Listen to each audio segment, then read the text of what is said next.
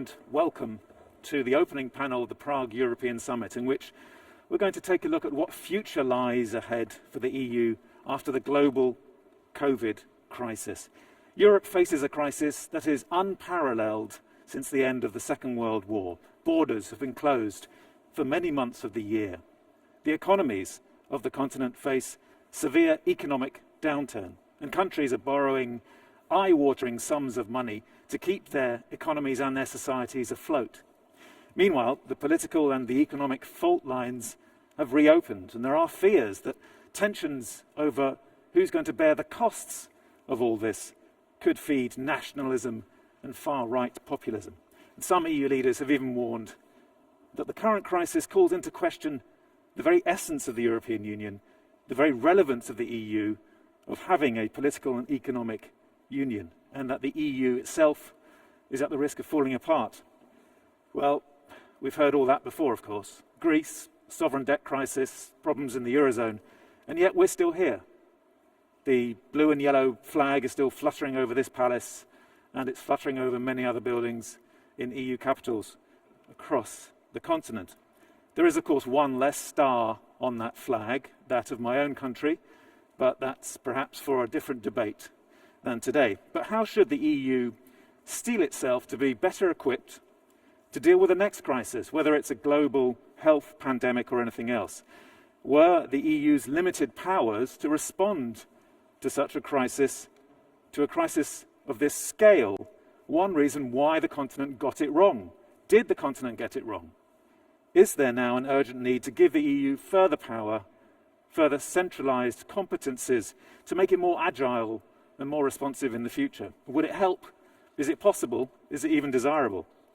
Joining me to discuss these and other themes are Tomáš Petříček, who is the Minister of Foreign Affairs of the Czech Republic. Good morning. Good morning, Minister. Dobrý den and welcome and thank you. Thank you. Ivan Korčok is Minister of Foreign and European Affairs of the Slovak Republic. Dobrý den, pane minister. Good morning. Dobrý den. And Anže Logar is Minister of Foreign Affairs of Slovenia. Good morning. Good morning.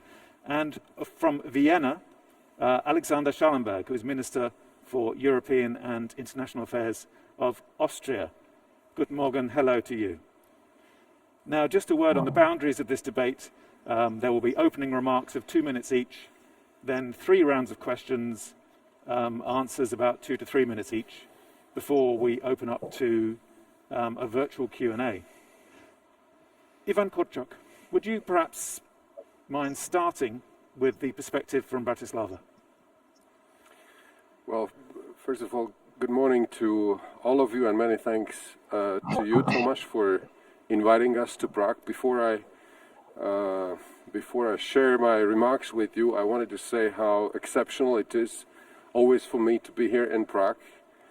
It is exceptional because it is for the first time that I'm here as a foreign minister physically in Prague, and normally in a tradition of Czech-Slovak relationship, the first place that we are visiting is Prague and Bratislava respectively, but because of COVID it's 7 months since I've been in office and I'm here in Prague. And second, it can hardly be more exceptional just one day after our two nations, Czechs and Slovaks, have commemorated the 31st anniversary of Velvet Revolution.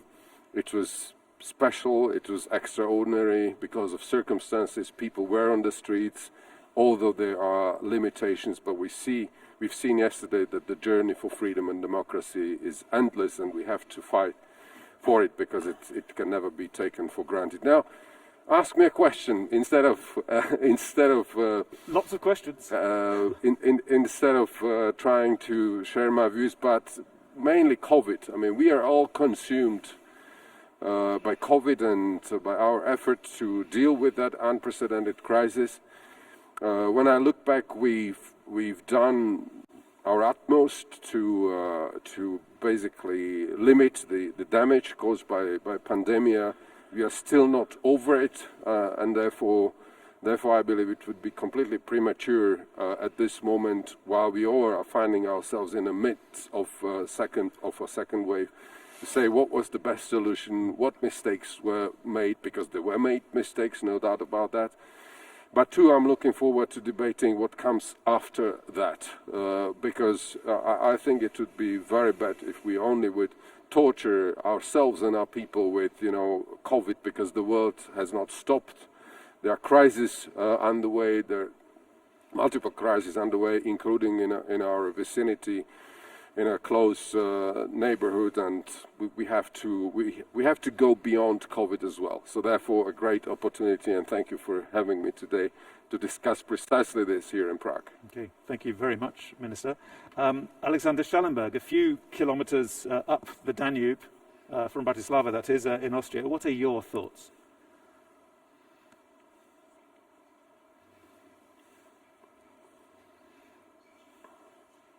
In Prague, and to join you. Unluckily, we adopted here in Vienna a very strict second lockdown only yesterday, and for that reason, I thought it might be wiser to stay in Vienna, but I hope to be very soon capable of being again personally in Prague and to see you all in person. Frankly, if I would say what your opening remarks. I know that this is something you can read all about, that Europe failed and Europe is challenged to its core and this is an unparalleled crisis. I don't believe so. If we look back in history, Europe has been challenged again and again. We only have to think about the 50s or the Eurosclerosis after the shock in 73. And each time people said, now this is game over for the European Union, this is the biggest challenge. We shouldn't overburden the European Union. We have made very clear when we entered the treaties that health policies are national policies, just like family law, for instance. So, yes, there's room for improvement. Yes, for instance, if we talk about lessons learned, we should get better in data collection, in making our data comparable, for instance.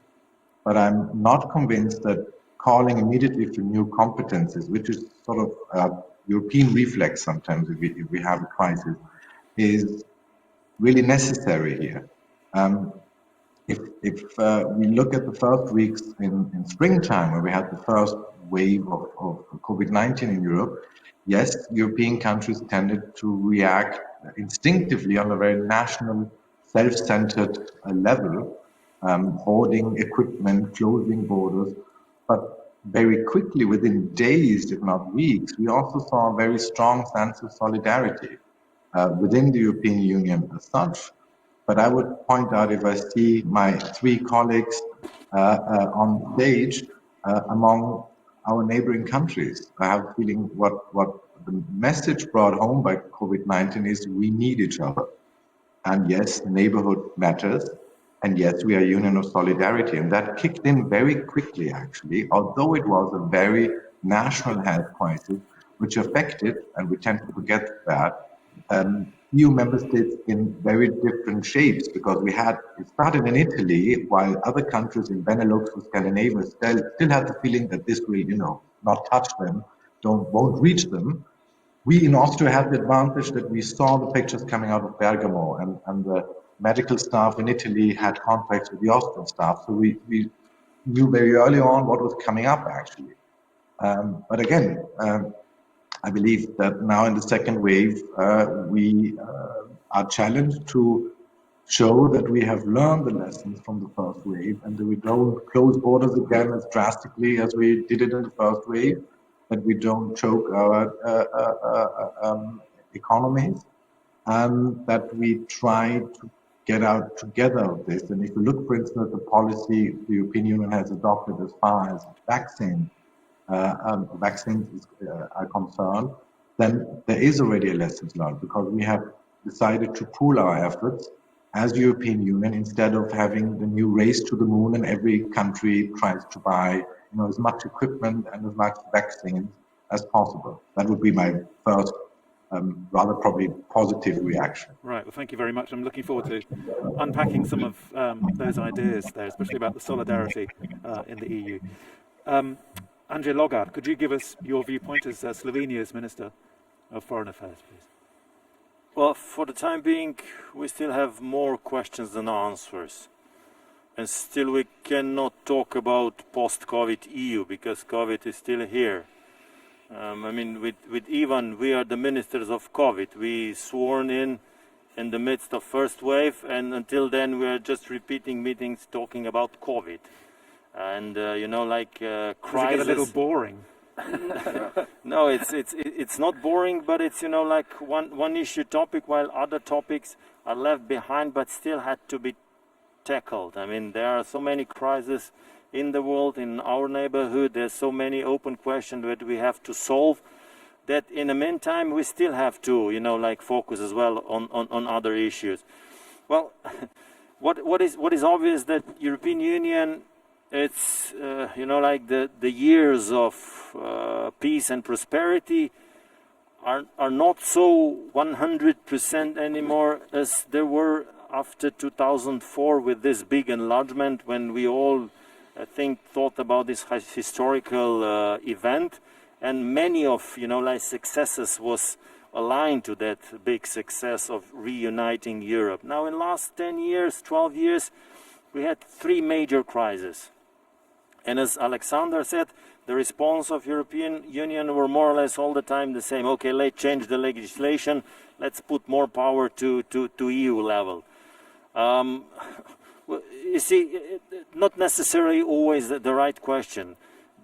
The main issue that I think the European Union should now tackle is crisis management, because apparently we are in very volatile time, and crisis will arise in forthcoming years. So apparently we have to build in mechanism that offers us enough tools in order to tackle first on our national level and as well on the supranational level, where, you know, like the results could be better achieved. One of issue, for example, is, you know, European-wide tracking app. Definitely, I mean, I don't understand why there is still some reluctance over this issue. That would definitely help the designers of the measures, confinement measures, to, let's say, be more, you know, punctual, to be more precise on those, you know, like population that is the most affected, while for the others could be much more easy. So, I mean, there are, as I said, a lot of questions, and I'm really glad to discuss this in person with three colleagues and in video link with Alexander.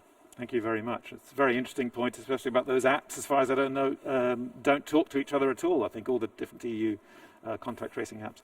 Tomasz Petrucek, as the host of this meeting, what are your thoughts here in Prague? Thank you, Rob.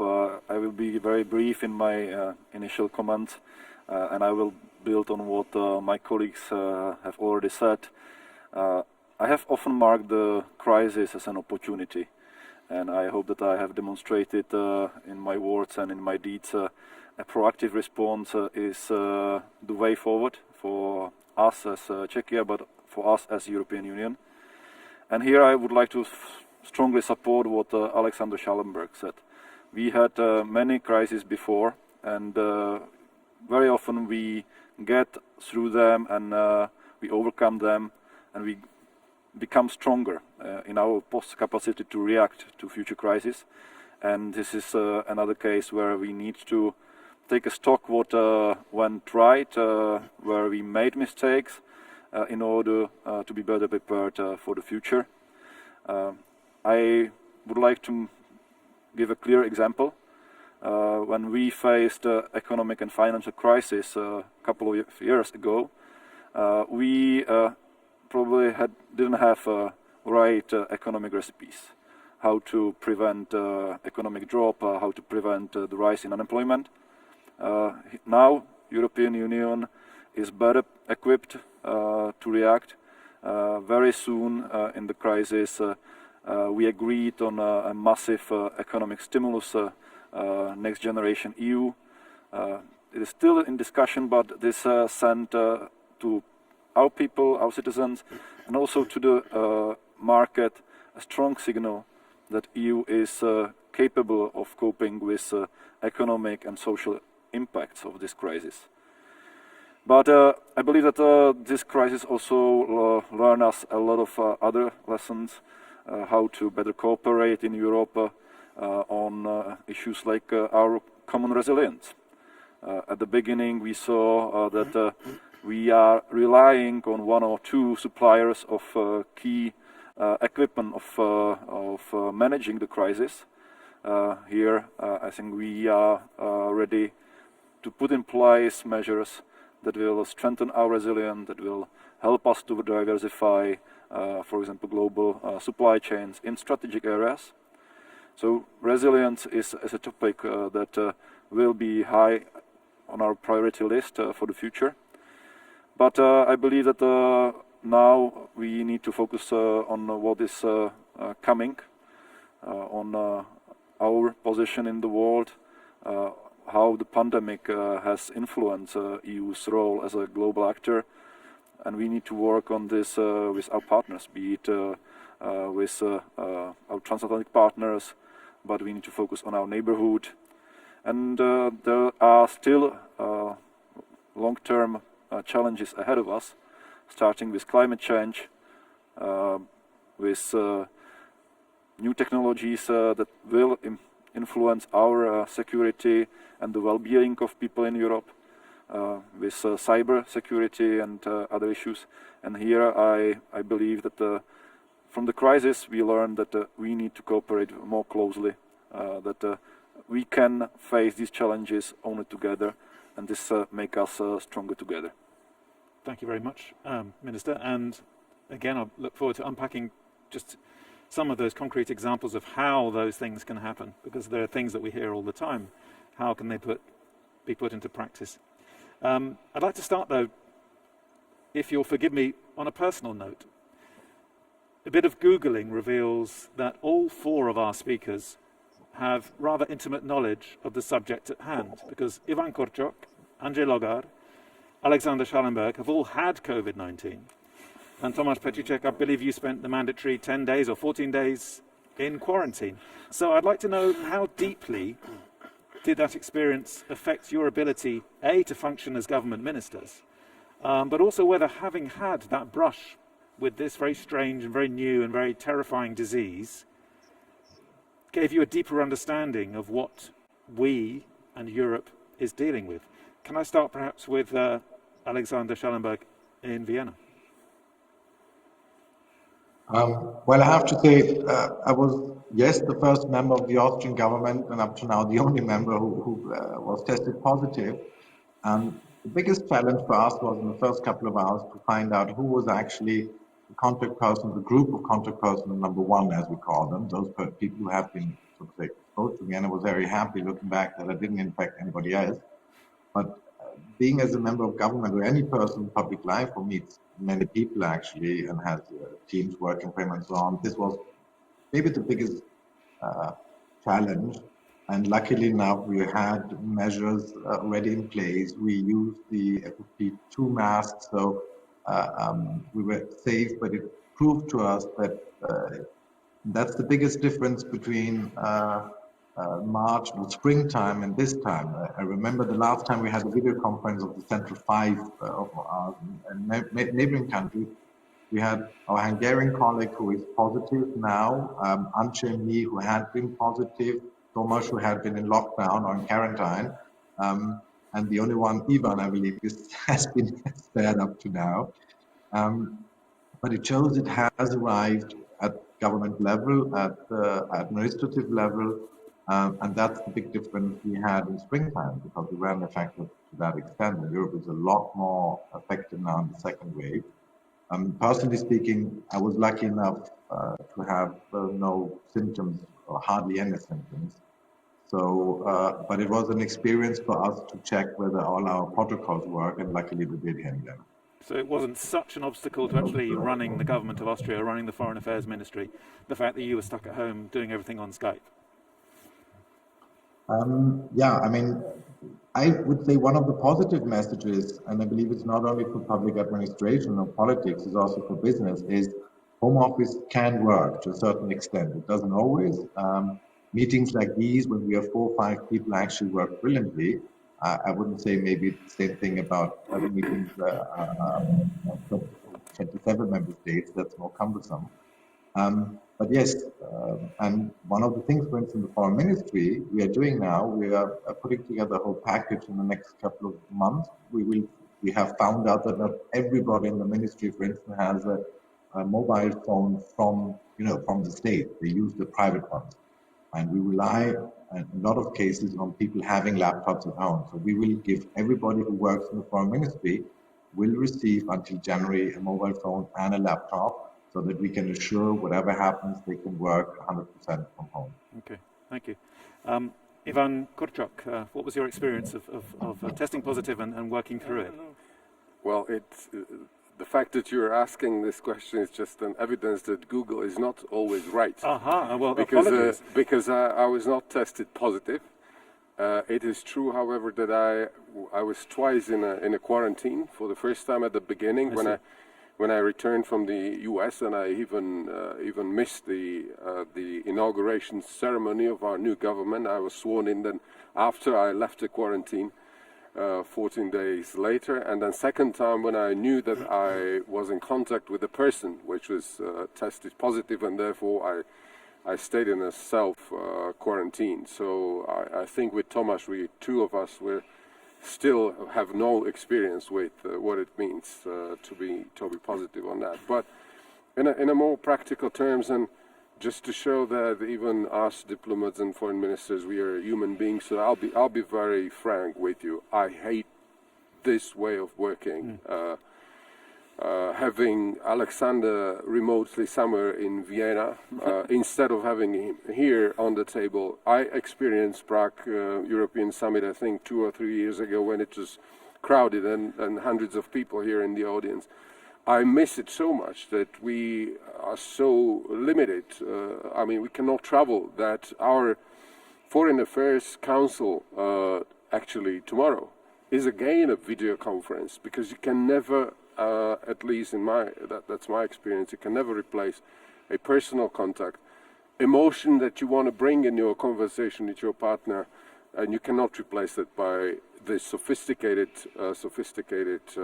technologies that are helping us somehow to keep the machine running. When I look back, I think. As Anja has said, indeed we are COVID ministers, because over the last 7 months since I've been named foreign minister, we do just COVID. And I hate it again when journalists keep on asking me about the border regime, because border regime is not at this moment basically an outcome of foreign policy decision. It's the epidemiologists who are driving the whole game, because they are telling us you have to limit mobility across the border, because we are limiting mobility within the country. So it would not be justified to tell your people you cannot move from one district to another in Slovakia while you can freely move across the border to Austria or Czech Republic. So it is a problem. We are foreign ministers of pendlers, of border management and those kind of things. But still, I believe we need to take into account that the world has not stopped, and we need to see a broader picture of many processes which continue, which are underway in the world. But unfortunately, we have to deal with this. COVID is not everything, but without addressing and resolving everything will be nothing. I would say. Okay. So this is an experience that I was not eager of having, but we have to go somehow over it. But coordination is the key and a buzzword. In diplomacy and in international relations at this moment. And I'm so glad that we are having this intensive conversation amongst us, be it Visegrad or C5 or other formats. It's neighborhood which matters. This is the slogan developed by Alexander. I keep on using it and receiving. Neighborhood is what matters at this moment. Thank you. Andrzej Logau, is Google right in your case? Did you have COVID? And is it true that all the real deals and decision making is done over coffee in the corridors between the meetings? Can you do that online? Well, you can't drink coffee online, so it's much more difficult. And I do believe that personal connections, especially in the diplomacy, are of utmost importance. So without this, like personal connection, you can hardly solve real problems, and you can hardly achieve, like big step forward. But what we need now is a big step forward, because the crisis is quite severe. My experience with COVID was not so innocent like fellow colleague Alexander. Okay, I mean, if by the numbers we are the same, I was as well the first member of government who was infected. For the time being, not now the only one. But my illness was quite severe. So for 1 week I was completely out. And no flu can compare to that.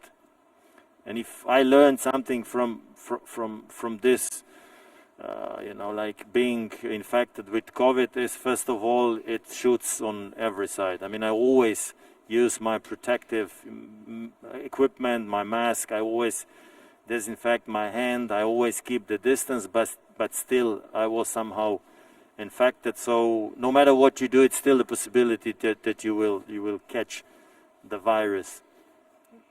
One thing is important, is the feeling when you are informed that you are infected.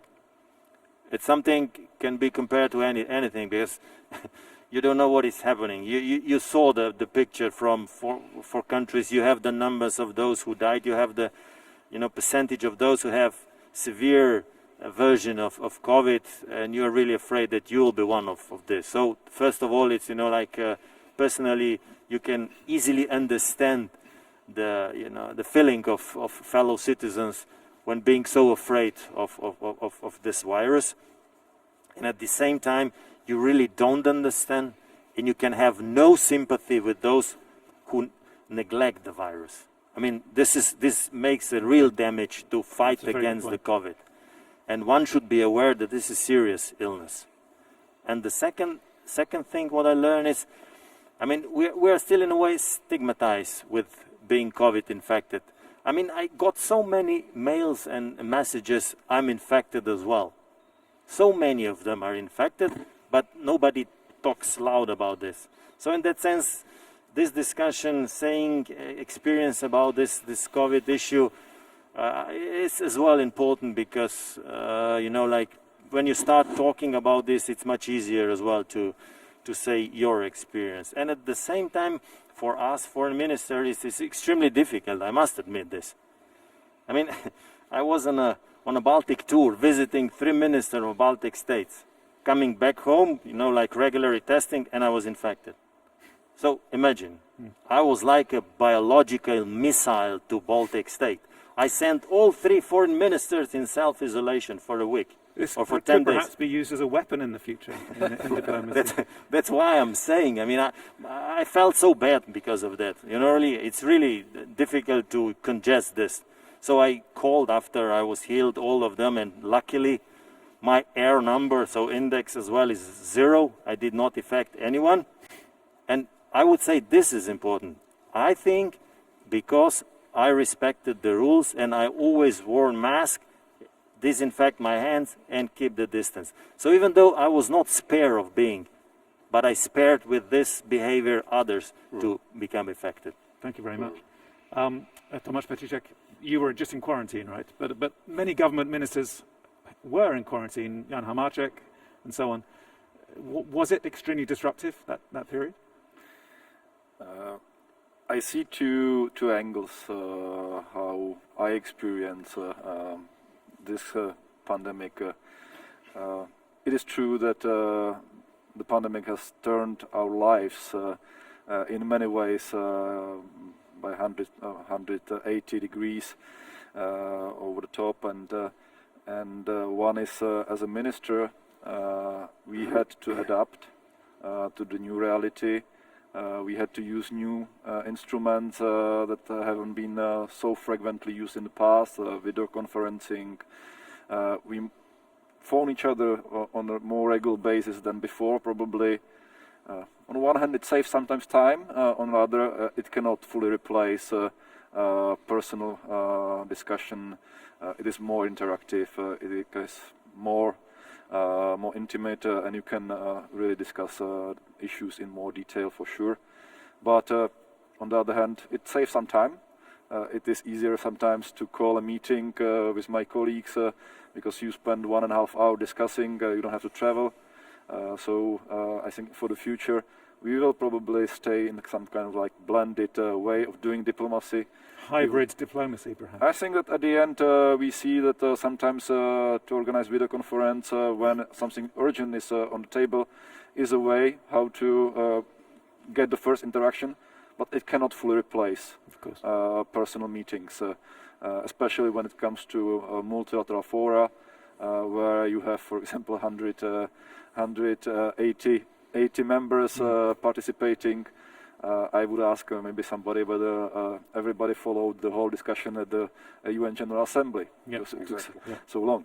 Okay. But I think if I may add, we are ministers, but at the same time, we are husbands, we are parents, and I think that this crisis has been very formative, especially for young generation. I have small kids who, for the second time, cannot go to school, cannot meet their friends and classmates, and I'm really concerned how this crisis might impact not only their education, but their future social interactions. And here I think we have learned also many lessons. We need to focus much more on life-work balance with home offices and so on. Yeah. It is a possible solution, but we are then missing the second part of our life, and it is that we are social beings, we are social animals, we need to contact with other people. Especially in diplomacy, as you say. And the crisis also, I believe, learned us that we need a more holistic approach to our health. Yeah. It is not about physical health only. There are many invisible impacts of the crisis in terms of mental health, in terms of social interactions, in terms of gender, domestic violence, and so on. Okay, thank you. These issues Let's we move need to on raise, the, even though it's not foreign policy. Yes, let's move on to that policy, because I'm very keen just to look at the individual experiences of your four countries, especially Slovakia.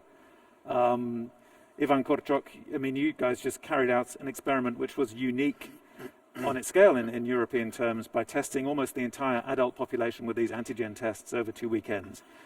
Your Prime Minister, Igor Matovic, said that Slovakia was showing the way forward, not just to Europe, but to the whole world, to provide an alternative to lockdowns and how we could deal with emerging from this crisis, and perhaps even a recipe for dealing with similar ones in the future. Do you think that the EU works best when members like you are free to go their own way and conduct quite radical social and public health experiments without having to have some sort of authorization from some central body or authority in Brussels? Well, absolutely. By that I mean that in this kind of unprecedented crisis as we are facing right now, you cannot have a solution, one solution that fits all. We simply don't know. We don't know what will be the final solution which will bring the end to it. I'm personally convinced it will be vaccination, but that's my personal opinion. I believe our example is just the evidence of subsidiarity as one of the most important principles in the European Union. There are areas where you need coordination, maybe even authorization, but there are areas where you can only take national solutions. And one example of it is, can you imagine that it could be somehow centrally decided about whether churches or schools or swimming halls could be opened or closed? It's a question of accountability, because it's such a sensitive political decision that you're taking that it can only be accepted if it is taken by national authorities. Imagine. But there are some EU politicians who would not agree with that, who would say, no, we need that power. No. I oppose that because it's against common sense. I mean, if we in Slovakia decided just 2 days ago to partially reopen some places like schools and churches, I don't think it can be anybody but the Slovak government which will take the decision. Imagine Brussels would decide about that, whether we are opening churches and Czechs are closing them. Ridiculous. Yet at the same time, at the beginning of this crisis, many not me, I was opposing that criticism that the EU has failed at the beginning because there was this narrative that the EU is not able to deliver face masks to us. But we have never asked European Union to deliver face masks for us. On the contrary, at this moment, I'm very happy that the European Union is negotiating with the pharma companies, and possibly we will have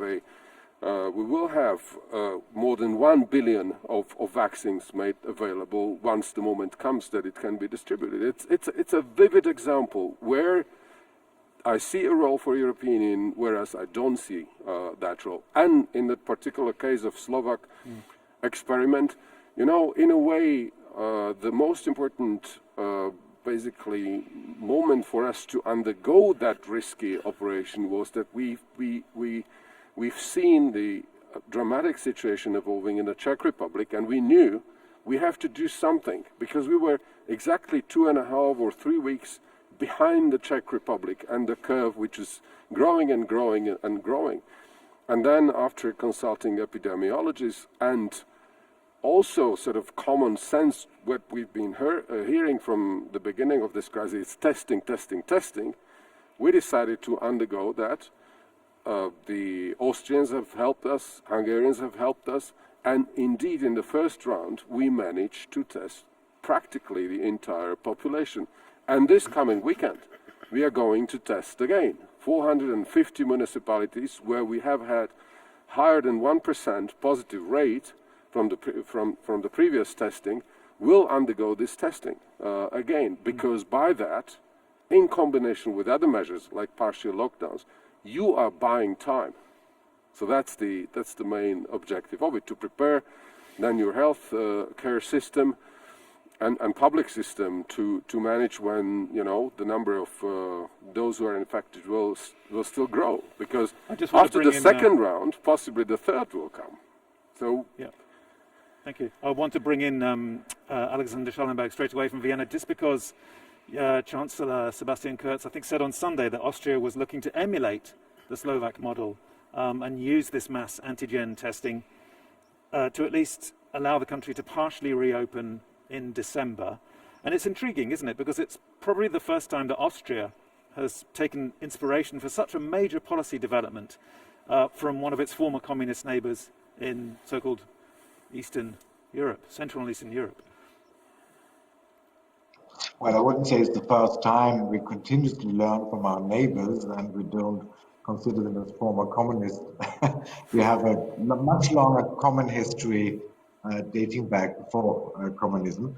But yes, I think the Slovakian approach is extremely interesting, and the Chancellor said so on the were exchanges between the Prime Minister and the Chancellor on this matter. Our approach is, for the time being, we're now talking with among the government and with the military service how we can approach this. We would start probably with those policy areas or social areas which would be most effective, like teachers, people working in the healthcare and sensitive parts of the economy, and then we would probably go on from there. The question is, what kind of policy do we get afterwards? And that's another thing where the Slovakian approach is interesting, because I believe one thing we have to be cautious about, that once we did the testing of large parts of your population, the instinctive reaction would be, and now we close the border, so we keep those who haven't tested positive safe, and the rest is in quarantine for 10 days, and then the issue is over. This is a policy which is obviously not feasible in a modern economy. We are so interdependent economically and socially, and I believe the real challenging time will come over Christmas and January, because the one thing, and we see it already in this lockdown, there's a big psychological difference, and I believe what Ivan said on the European Union and what Thomas said also beforehand on the holistic approach. In March, April, people were afraid. There was a kind of sense of anxiety in the population. Now it's different, and there's in French you would say a certain sense of ras-le-bol. People are a little bit fed up with it. It's very dangerous, isn't it? We cannot stand a third lockdown. We cannot now play the yo-yo, and we open up over Christmas, people go on holidays, and then we have to close again in February, and we open again. So the vaccine might not be available for all of us in sufficient amounts until late 2021. We don't know yet. Yes. So, and we are seeing now only the tip of the iceberg of this economic and social costs this will entail for us in the long run. Thank you very much. Angela Logar, Slovenia, also this week introduced pretty tough measures, reintroduced rather, including suspending public transport, I read. I don't know if that's completely correct, which I think is one thing that hasn't happened certainly in any of the other countries, certainly not here in the Czech Republic. Slovenia obviously is a small country and it's a transit country, especially for Czech holidaymakers on their way to the sea. But have you felt as a country at the mercy sometimes of and perhaps even the whims and the holiday plans of your larger neighbours during this crisis? Well, I think we're all in this crisis. So no country is isolated. So you can't neglect, like the transport lines and the geostrategical position of one particular country. Actually, the first thing what we spoke with Tomáš by phone was the corridors for tourists during the tourist season, already in the beginning of the crisis. So Slovenia is positioned in a very beautiful sunny part of Alps. We are natural, transport country. So that talks again in favor of what Ivan said before, that there's no one-size-fits-all measures for every country, and there's no reason why one upper hierarchy should decide instead of us. It's all on us. And what is important here is that every single citizen is aware of his possibility to behave either this way, in a way of preserving the health, or other way, like playing like nothing has changed. I can behave whatever I want, I can do whatever I want, I don't need to wear a mask. So this responsible behavior, I think what we have to learn, because our responsibility, the society, is much bigger now. I mean, it's the same big, but now the consequences are much more costly. So if what we learn is then if there's no respect, of the big majority of the population for the measures, you have to go a step further. So we are more or less in the same level as we were in March and April, which eventually had its effect, so it lowered down the curve. So we are 3 weeks behind Czechs, and we expect, in 2 or 3 weeks, the curve will turn down, and when it will turn down, we'll be better off, and we will start to loosen this confinement measure. But once again, if we have, let's say, a big penetration of tracking app that allows those who were seriously, approached by those who are infected and can check if they are infected and then, in a way, withdraw from the social life, this would help a lot. Right. So, on each of us, it's a big portion of, the responsibility in order not to force the governments to take strict confinement measures. And I think this is the lesson we should all learn, and which should penetrate to every household. Okay, thank you. Tomáš Petříček, same question to you, but I guess leading into the ultimate question about how the EU can be retooled, refitted to respond centrally to such a thing. The Czech COVID experience, of course, has given journalists, lazy journalists like us, lots of easy headlines. You were stars in the spring, very different picture now. Highest per capita death rate at the moment. All these stats, we don't need to go on. Do you think there is some argument for saying that if the response, and perhaps in particular the decision on when and how far to loosen the restrictions, had not been left to member countries, as Ivan was arguing for, but rather something more centralized, more decided at the top, that those countries which have even admitted that mistakes have been made, perhaps those mistakes would not have been so grave and so serious. I would probably return back to what Ivan said. I think that the second wave showed us that it appeared on different places at different time. So EU-wide response was practically, my understanding, not possible. And I see the role of the European Union in other areas. There have been mistakes done, for sure. These are issues where we need to learn because COVID will remain with us for some time. It is not that the second wave and we are fine. Probably one of the lessons is, and we are already applying it, we need to lift the restrictions maybe in a longer time, maybe wiser than we did after the first wave, when everybody was maybe optimistic that we might be through the crisis. I know the headlines from many of the international newspapers that said, okay, the first reaction was very strict, and then came kind of like easy approach to the situation here. But now we see that all our colleagues are facing very similar situation that the Czech Republic faced a couple of weeks ago. That's why I believe that it should be in the hands of national or regional authorities to apply targeted measures to tackle the situation.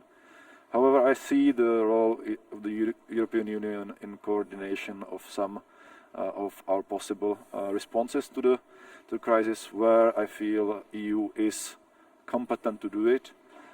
For example, in terms of mobility, we have asked for a common approach in order to make it more predictable for EU citizens. We have to a large extent succeeded because compared to the spring, we have managed to keep the mobility where it is wise and necessary across Europe. We can also discuss further measures to be adopted with our C5 partners. We discussed, for example, how to improve the testing that can assure that one of the key fundamental rights of EU citizens is freedom of mobility can be applied even during the pandemic time. Maybe the inspiration from Slovakia is whether or not to use in a more massive way these fast testing, antigen testing for the purpose of traveling, because then you can come to the airport, take a test there, and if you are okay, you can fly to other country without increasing the risk of disease transmission.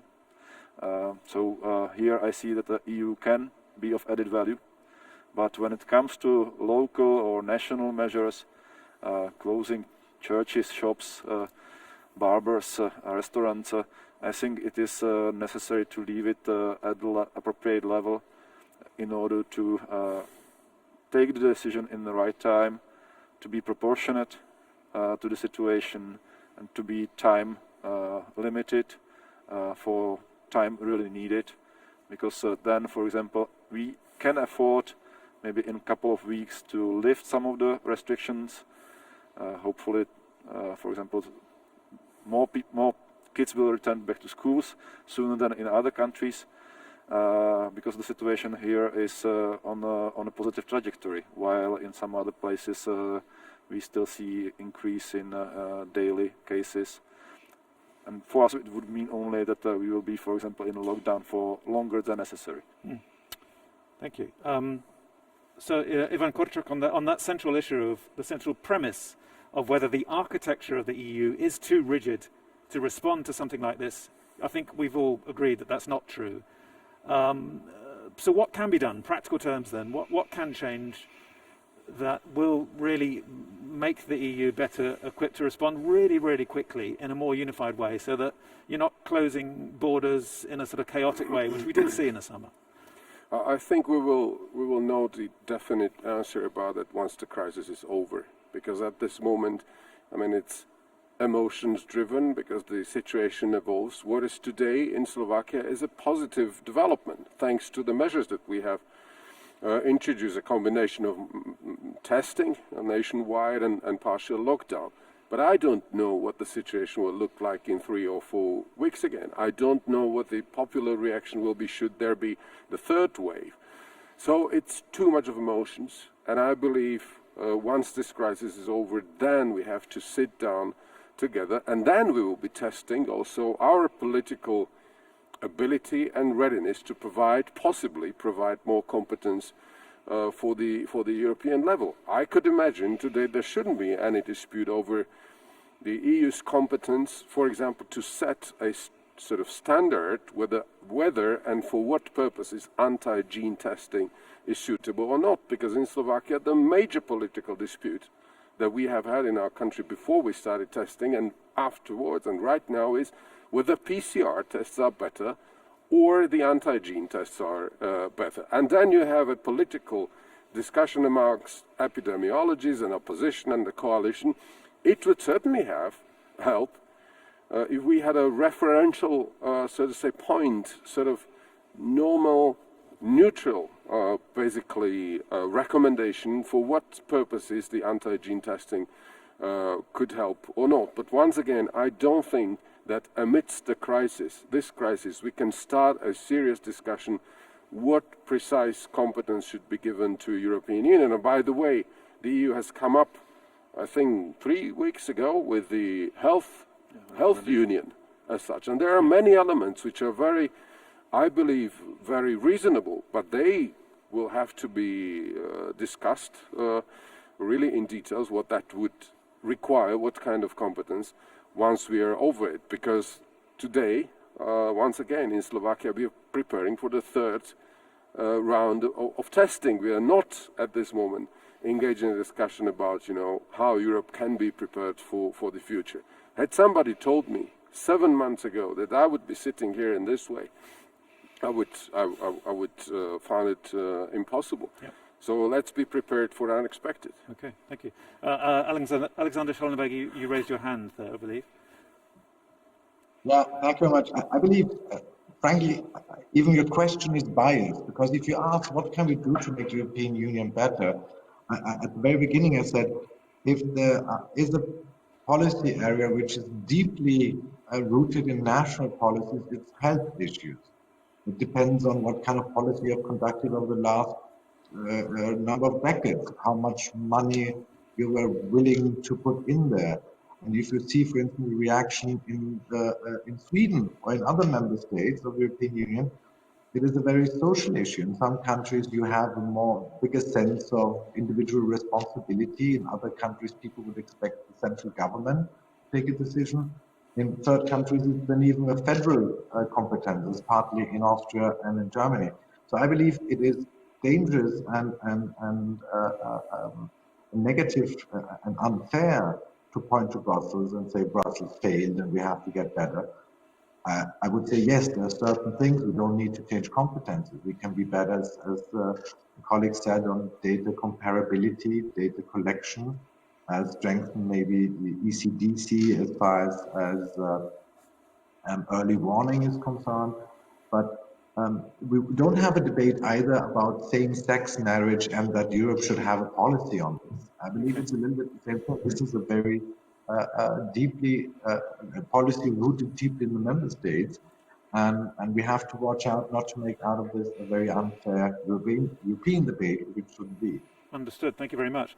We're going to stay with this, obviously, but we've got one eye on the clock and conscious that we have some questions coming in from our virtual audience. Yes, will you tell your Hungarian and Polish colleagues in the Visegrad group, I think I know what this is about, that they cannot hijack the EU post-COVID economic recovery for domestic purposes? Is this the end of the Visegrad group? And obviously the questioner, Teresa Novotná, is talking there about the decision by Hungary and Poland to veto the budget and Next Generation and so on. Andrzej Logar, I will give the Visegrad colleagues a chance to collect their thoughts so they don't have to be too nasty about Poland and Hungary. It's not great mood music where we're talking about how to move on and solutions. and talking about a budget that was specifically designed to overcome the problems that this continent has faced in the last 7 months when 2 of the members veto it? Well, first of all, it's European Union is based on the rule of law. So the decision-making process is in the rule of law, and this is, like precondition for everything.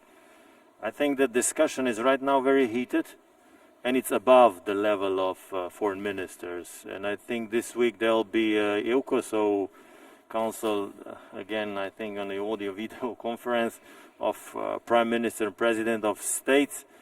And let's say, my word would be just that the decision should be taken and that there should be unanimity among leaders. So let's say you have to always have this in mind when you're proposing and when you are negotiating, but because by the rule of law, by the procedure of European Union, at the end, everyone should agree on it.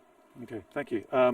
Slovenia, of course, not in Visegrad, the Czech Republic very much in Visegrad. Fair to say, Minister, that sometimes a little unease, even embarrassment about what Warsaw is doing and what Budapest is doing, which is just so often so far from Prague or Bratislava's priorities. And as I say, it's not great when we're looking to move forward and make big decisions and show a sense of unity when 2 of the countries are saying, no, we're not having that. I have to start by stressing that Central Europe is not only Visegrad Group. We had actually on Monday a very useful discussion with a colleague of Alexander Schallenberg within the Slavkov format. We have new C5 format. It is not only Visegrad where we cooperate in the region, and this clearly shows the situation. Clearly shows that it is not always that we can agree with other partners within the V4. For Czechia, the compromise reached by the German presidency is fully acceptable. As Anja said, our European Union is not only about transactions among member states. It's not about whether we share some common interest. It is clearly also a union of values and principles. And one of the fundamental one is the respect to rule of law. That is what we very often discuss also with our friends from Hungary and Poland. And frankly, I fully understand the position of our other partners in the EU, but it is also our position. Rule of law is also about how we use the public money, how we control the use of public money, whether we have mechanisms that prevent misuse. These are taxpayers' money from all countries at the end, and respect to rule of law is protecting their money. And here I believe that it is very difficult to say we don't respect rule of law, because then we don't respect the fundamental rights of taxpayers and citizens of the European Union. For us, it will be very important that we find a way how to unlock the situation. I believe that at the end it is also Hungary and Poland that needs to overcome the social and economic impacts of the crisis. It is in our common interest to start implementation as soon as possible of next generation EU, but also of a new multi-annual financial framework. And I hope that we will not, this will not cause any further delay in this, because it will be a big difference in terms, for example, of unemployment, whether we start implementing both EU budget or next generation EU in the first half of next year, or at the end of the year, or even 2022. Ivan Kurczuk, are they still friends if they are acting in this way at such a critical time for the family of Europe? Of course they are friends. Of course Visegrad will not fall apart on this, because this is not for the first time that we see us in a situation where we cannot agree on a particular issue, and at this moment it is just a reality that I understand the Czech Republic, and and Slovakia, we can live with the compromise that the German presidency has reached with European Parliament over the rule of law being made a conditionality for money within the budget and new generation EU. I think it is unrealistic to believe that rule of law as a precondition can be completely eliminated. That's not the option anymore. That's number one. The veto at this moment, let's simplify it, that was put by Hungary and Poland on this particular part of the package does not mean that this is the end of negotiations. Therefore, I have some experience from the European Union. The negotiations will continue. It will continue this week. But let me make a bridge to our previous conversation. Forget it that we can find a solution about this particular sensitive and critical issue within the video conference. This is impossible. Forget it. There are the limits. We will see them here. Don't forget that the very deal on MFF and NGEU was only made when they physically met in July, and they spent their 4 or 5 days together, and because of this physical contact that they have had, they could talk more to each other, they could understand better where your problem is in order to accept your problem. This will only be resolved once they meet in person.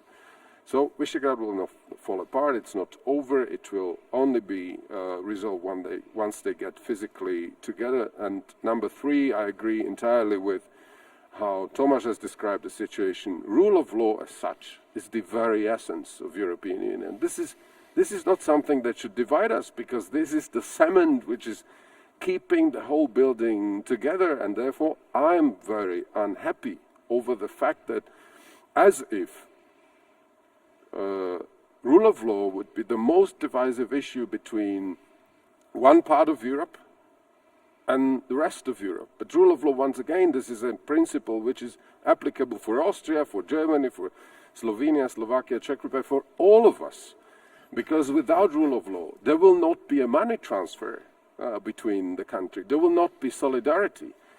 And two, I recommend to everybody who is opposing this so heavily just to read the regulation.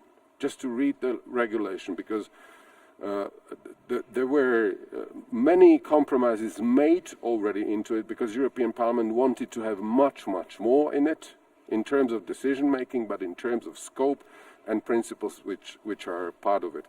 I remain, once again, in a way, realistically, optimistically realist, I don't know, but last thing that European Union needs at this moment is to stumble over rule of law in the final stretch of a race in which we are finding ourselves to ensure recovery of European economy. That would be brutal. That would be very, very bad. And I'm appealing, I'm also calling on all around the table to understand this is not a stick and carrot. Rule of law is something that keeps us together. Okay, very good. Very clear message. Let's move on to another question. How can the European Union counter the disinformation campaigns and propaganda on social media? And I should perhaps just say that we saw, at least in Bratislava and Prague yesterday, big crowds of people outside your government offices demonstrating against what they see as a fake pandemic and a scandemic and all this sort of stuff. Alexander Schallenberg in Vienna, briefly, if I could just ask you, this battle against disinformation, which is so important in the COVID crisis, what can the EU do? Yeah, it is a big topic. Just let me revert to the last question, if I may. Adding to that what my previous speaker said, Austria has been part of the Frugal Four during the negotiations to the MFF, the Multi-Annual Financial Framework, and the Next Generation Package. And there was a deal on the level of heads of state and government to put conditionality based on rule of law into the package. It is part of the overall compromise and the overall balance from our side. And frankly said, there is no free lunch in Europe. This is not a one-way street. And I would even say Poland and Hungary should have nothing to fear, actually, if everything is the way they say. So we need a deal, and a deal is possible. It has to be struck. And on disinformation? On disinformation. On disinformation, very briefly, yes, you're right. There's a dangerous amalgam of those undermining, expert knowledge and fact-based information. We have you could say, a competition of narratives, especially in the springtime. We had the narrative coming out of China, you could say, from one side, and from other quarters on the other side. And this is something where I believe Brussels has adopted the right policies. This is a constant struggle for any open and free democratic society with freedom of media. We will never achieve the final goal, and we have to know where to support independent, quality journalism, to finance this also. This is a big question, I believe, on national level, and to use the social media. And we, for instance, in Austria, have to say, we were struck by a second virus on the 2nd of November. That was the virus of radicalism and terrorism. And they again use social media. They again have disinformation, fake news going out on Twitter, Facebook, Instagram, and everything. And this is a challenge that goes way beyond COVID-19. This is a challenge to any open society. And I believe that we are only at the beginning of actually waking up to the that we might have created something with the social media that challenges the way policies or debates are conducted in an open society. And I believe this is a bit where we start at the beginning, because we have to tackle also the way we treat Facebook and other mostly or mainly American providers and in this respect. Thank you very much. Andrzej Logard, should there be a little bit less democracy, less freedom of speech when it comes to something that has real world health consequences? If you deny the existence of the virus or deny the seriousness of it, should the EU play more of a role here? Well, where's the limit? For example, social media enable the uprise of democracy movements. And at the same time, now we see in democracies, now the social media enables, this, like absurd views, denying science, denying everything what we established in our democracy development. And it's very corrosive to all of you governments when you're trying to fight this virus as well. It's very corrosive, but in a way, in that sense, every particular one should, play its role. What I want to say, if you have somebody who denies the science, then it's the science who should tell and show the mirror. I mean, sorry, you are spreading the fake news. So in a way, it's time for active society and to tell those who are spreading the false narrative that they are spreading the false narrative. And then there will be doctors, then there will be scientists, then there will be politicians, then there will be journalists, there will be, civil society who would say, sorry, it's wrong what you are doing. And when we have this active society, then this spread of the false news will shrink. And this cannot be done by Brussels. This should be done in our local environment. Ivan Korczok, something you'd agree with? I entirely agree with what Andrzej has said, active society, but we need also a responsible political leadership in a way, because what we are witnessing is not only disinformation being spread via social media from questionable sources, but very often it's politicians themselves. And therefore we have to be very active in this battle over narratives, because responsible politicians committed to democratic values, in a way we are losing in that battle of narrative vis-à-vis those who are offering very simple solutions to very complex issues. Yes, in Slovakia, people went on the street yesterday to protest, not only against the government, but people have been misusing, actually, the anniversary of freedom and democracy just to spread misinformation. And I was shocked what kind of space was given to those people, basically questioning the serious impact of pandemia. They were showcasing, and showing up there just without masks. And then the question is whether law enforcement authorities should have acted or not, because immediately, had they acted, immediately it would have been interpreted that we are depriving people of freedom, right on the anniversary of freedom and democracy. So it's difficult, but I agree, it's active society, including a more committed explanation coming from science and presenting facts on the one hand. On the other hand, without responsible politicians, we will not be able to cope with that spread of disinformation. And it's pandemia, but you have it elsewhere. You have it in, you know, in the area of terrorism, the terrorist attacks that we've seen recently in Austria and in France. Therefore, I support very much what Austria and France has said in the bilateral declaration that was adopted, I think, the other day. We have to do more. Thank you. The final word to our host, Tomáš Petříček. Among the politicians who are very sceptical of this, the former president, Václav Klaus, I believe even the police have been notified because he appeared so ostentatiously without his face mask, or at least it pulled down. That's a problem, isn't it, in a democracy? I fully believe that the freedom of speech needs to be protected. This is a fundamental right. It is a cornerstone of a democratic society. However, we need to be capable of actively reacting on disinformation through strategic communication, through debunking, through responsible communication of politicians, as Ivan said, through relying on experts. I am afraid that we in Europe once again realized with this pandemic, with this pandemia, how important it is to accept experts are providing facts. Political discussion is something else. Right. There is also one normative question.